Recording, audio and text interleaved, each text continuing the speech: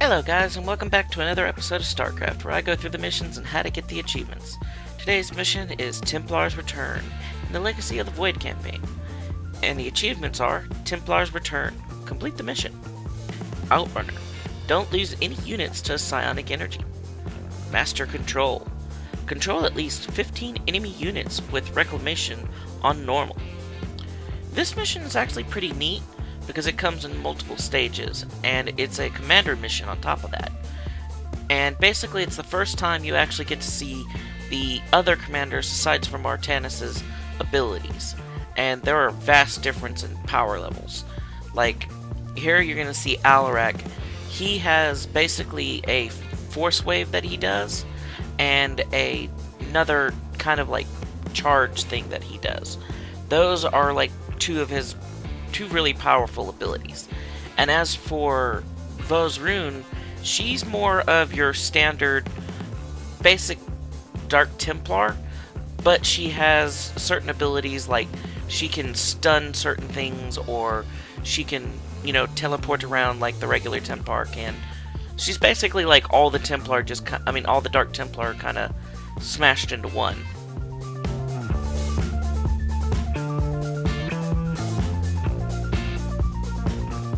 Now right here I'm just trying to figure out which ability would be best to use.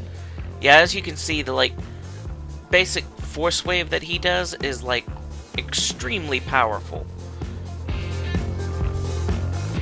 And I don't think there's any units that can withstand that knockback.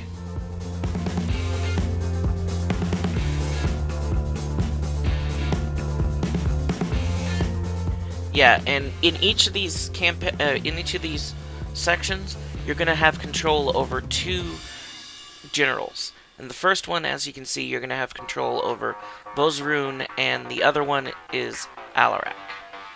And it gets to demonstrate their different abilities, why they're generals, and all this such. As you can see, Rune is definitely a stealth character, and as you can see, with my gameplay, I completely suck with stealth. Especially when they try to warp in and attack things, when I'm like, no, don't attack that. Kind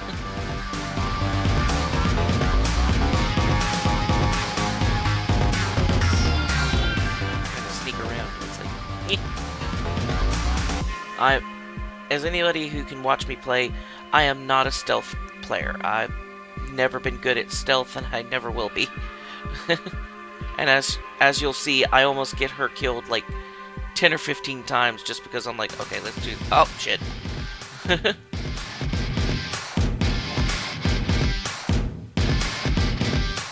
That, and she keeps trying to go after things, and I'm like, nope, stay back, stay back.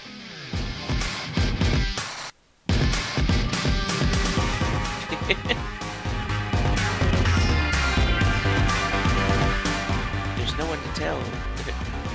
No one to report to if there's no one to report to. The way most of my stealth missions go. That, and I love... Alarak's got a snide comment for everything, and he's just, constantly belittling Rune, going, you lost the planet to these things? What, were you sleeping on the job or something? But that's just because he's, out of all the generals, he's probably one of the single most strongest, including Artanis, because Artanis is good, but it's really his army composition that makes him a good commander. Whereas Alarak is literally an army unto himself. And then if he has an army with him, he's just even better, I would say. Yeah, and as you can see, I almost get Rune killed a lot in this mission.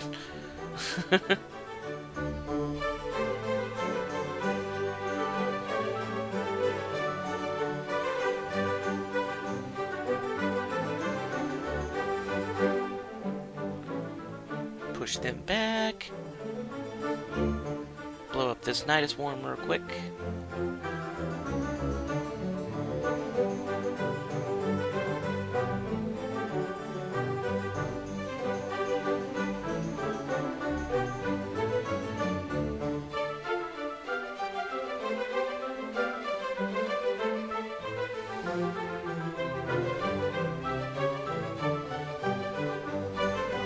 Yeah, for the most part, she's like a normal Dark Templar, but she's also mixed with like Zeratul in the fact that she has the constant stealth and she has that kind of pseudo teleport ability or blink ability, and then she also has the like Dark Templar ability. Whenever they kill an enemy, she warps to the next one and then like just continues doing that like that.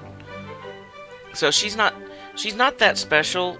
The real main star of this mission is probably Alarak and Karax, because they are the two kind of like the most intriguing commanders, because Karax has a ability that basically allows him to automatically take control of any mechanical unit that he comes across.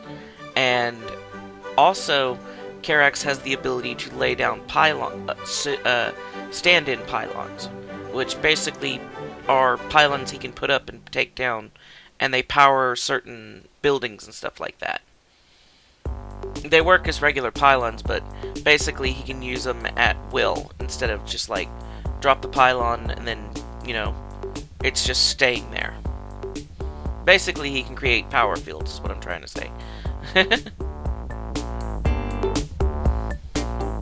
It's like, oh no, warp, need to warp, come on, warp, oh god, Bowser, jump across, now, shit, in the hole, okay, you're good. Go, jump, go. Uh-oh, I gotta make it. Jump now, jump now.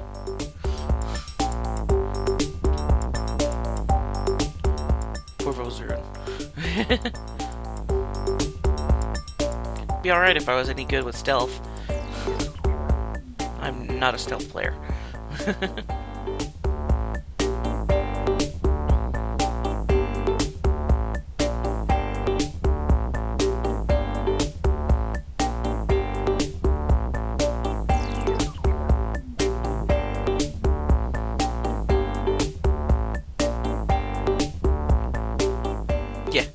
Even his wave is so strong he can uproot planted swarm hosts.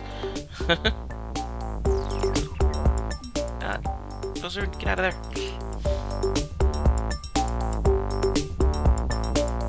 Just let Alarak handle this for a minute.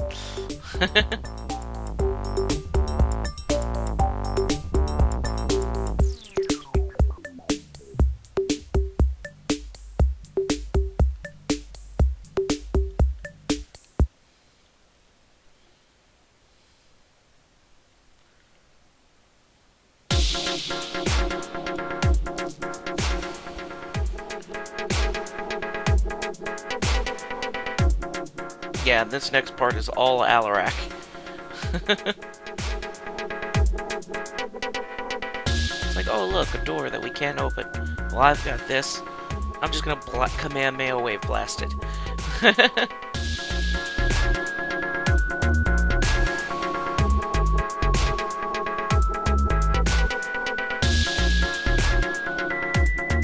But yeah, this is one of the reasons why I say Alarak is the strongest commander out of the Protoss commanders, just because he is like, his strength is non-comparable. He is literally an army unto himself. He has a very high life pool, he has a very high shield, very high defense, and he has a really good offense. The only reason why I think Artanis is able to keep him in check is because of the fact that Artanis is a better leader than Alarak is. Alarak is lead through fear, where Artanis is lead through motivation.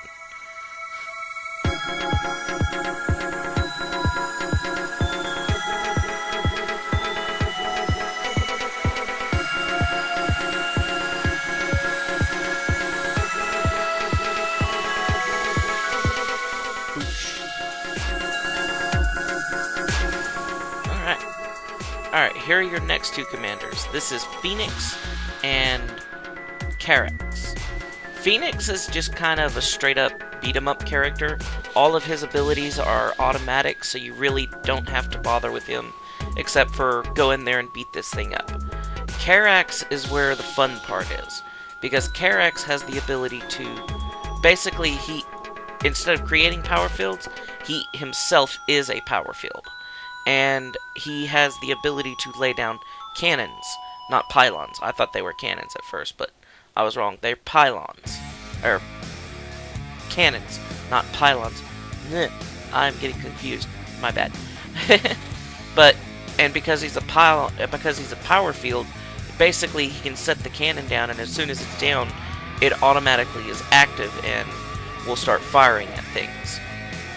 And then his other ability is he has the ability to take control of mechanical units, which makes him very effective at fighting Protoss, because Protoss units are almost 75% comprised of mechanical units. Like the Immortals, the Colossi, Sentries, all that stuff is basically mechanical units. Nope, don't kill that Sentry. I want to grab it. Got it. Oh, no, never mind. Bad Phoenix.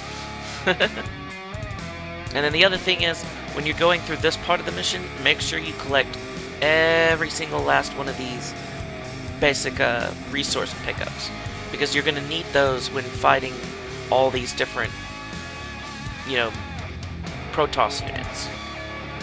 Well, you're going to need them because you get to build Protoss units later on, so.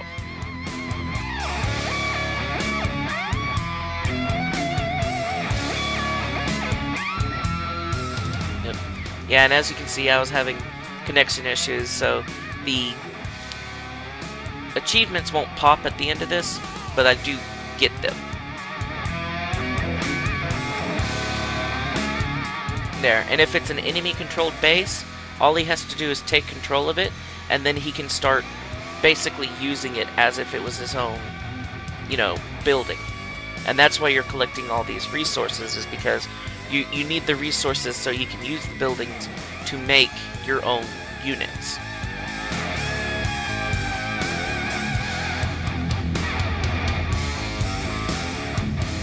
Yeah, see, right now, you don't have that much minerals, but you have enough to make some Immortals. Later on, you will be able to make Colossi, so just be aware of that. I wouldn't focus on pumping everything into the warp gate. I'd pump mainly into the robotics facility.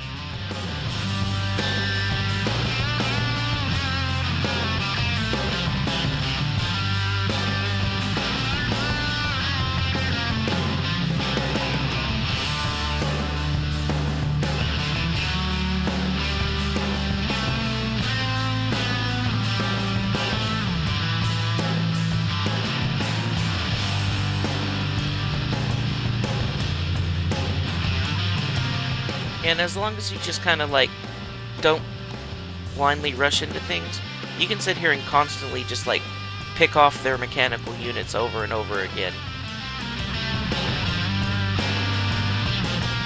And it's a really easy way to just take out their entire force. Just constantly walk in, take a mechanical unit, walk out, take a mechanical unit, walk out. It's a really effective strategy.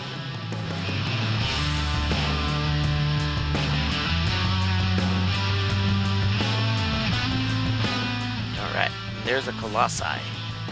Definitely want him. So basically you're going to come in and steal this Immortal, run away, and then you're going to try to steal that Colossi.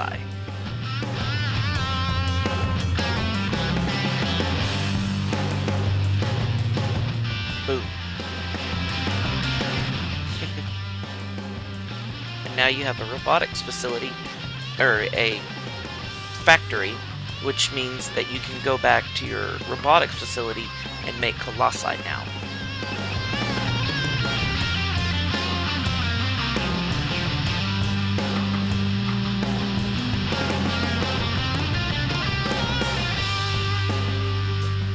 Yeah, now that you have the ability to make them, I'd wait until just before, collect all your resources, and then make as many of the Colossi as you can.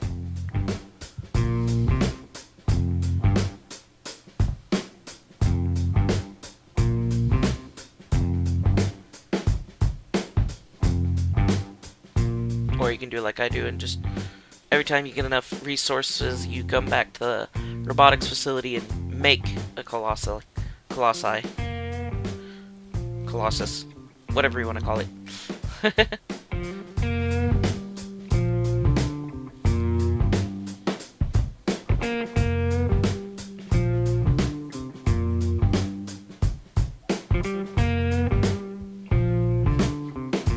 The warp gate's like, use me. I'm like, haha, nope. Also, the cool thing about Carrick's is apparently he puts your buildings into hyperdrive. I almost kind of wish they did that in the co-op commander campaigns, because that'd be awesome. It's like, oh look, I can't warp in troops, but I can almost build them automatically, you know? It's like, whoop, whoop, whoop, whoop, whoop, whoop, whoop, done.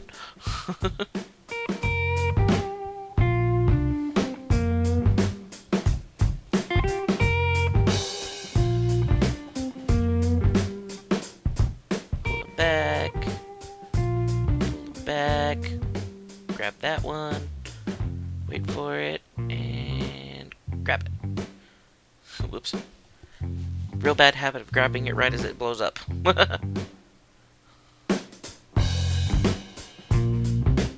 Yay! I at least got one of them.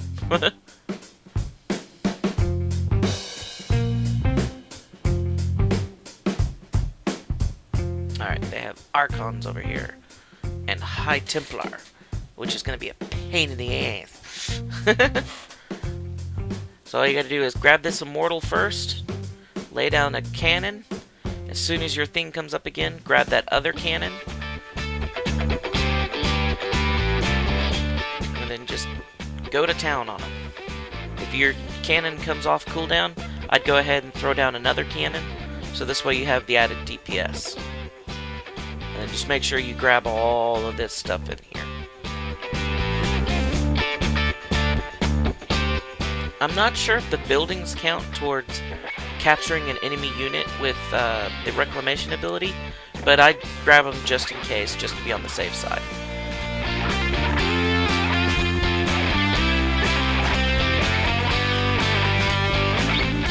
Ooh, another Colossi. And a sentry.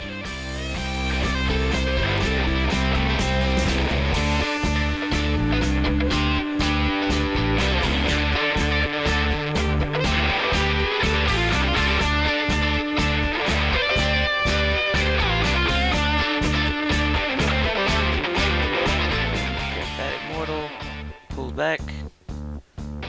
Try not to kill the sentries with the immense amount of fire. Hey. Well, I grabbed one. I'm one-on-one for catching sentries, apparently. I catch one, blow one up. Catch one, blow one up.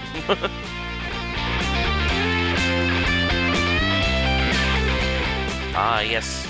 Scarabs. These are the other version of their siege weapons. They're kind of like I want to say they're kind of like a ground version of the carrier, but not nearly as good because they can't attack air.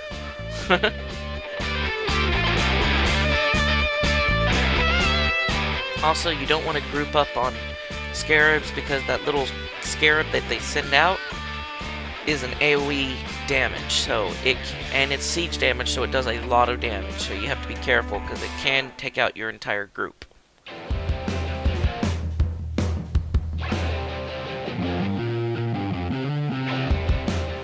I just prefer the Colossi because, one, they're faster. They probably don't have as much health as the Scarab does, but they have more maneuverability because they can basically walk up and down hills and stuff like that, whereas the Scarab basically is stuck following, terrain path and stuff like that. Yay, I can make another Colossi now.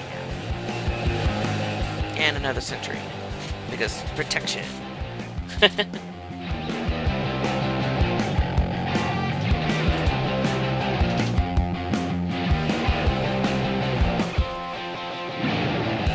Alright, on to the last part. Well, last part of this section, then it's on to the last part of the mission. Let's grab that colossi, and grab that sentry. Whoop, nope, didn't grab either one of those sentries.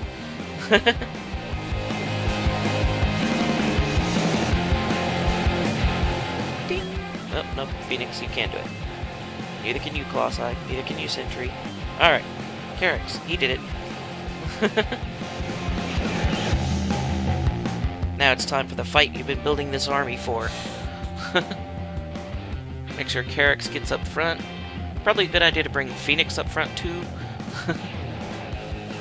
Just because he's your main DPSer and tank. Carex has awesome abilities, but not so much in the defense department. He doesn't have that much life.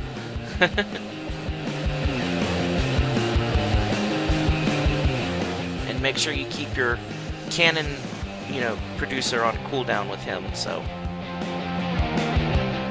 Alright. Well, that's that part. Now, you have Artanis' part. Now this part's pretty cool because it's basically the other generals trying to impress Artanis, so they're constantly sending him reinforcements. Like, Alarak sent him the Immortals there in the back. I cannot remember. I think they're called Vanguards. The Zealots that are with him are actually his troops. Vosrun sends him Dark Templars. I think Phoenix sends him Colossi, and Karax sends him, I believe, Stalkers? I'm not sure. But it's funny because they're all vying for his, they're vying for his approval in this part of the mission. Which is funny because it's Alarak just kind of going, I will get favor from the High Lord in this mission. Everybody else is like, wait, Alarak's actually wanting to, impress the commander? Well, fine. I want to impress the commander.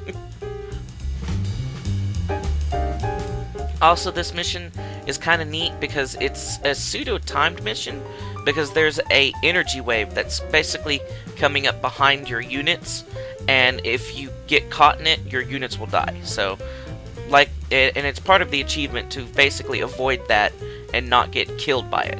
So, yeah, see, here are the units that Phoenix sent in to help, so. You have the sentries, and you have the colossi, and the sentries that the Phoenix troops send are actually pretty neat because they also do a haste, which is really effective when you combine it with colossi, because it basically does an AoE massive damage thing.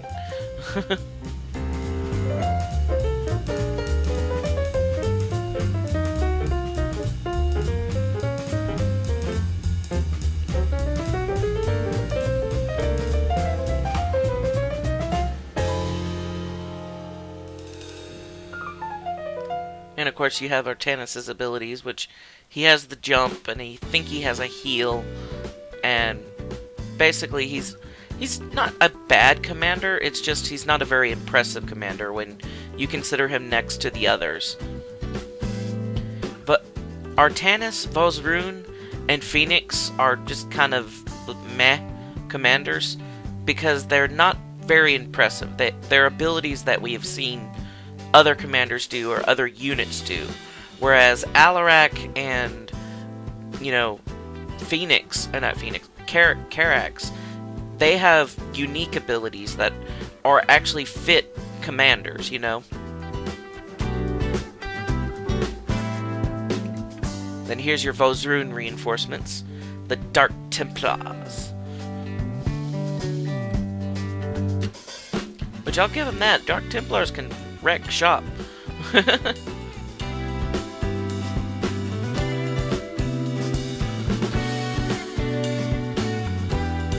Nidus worms.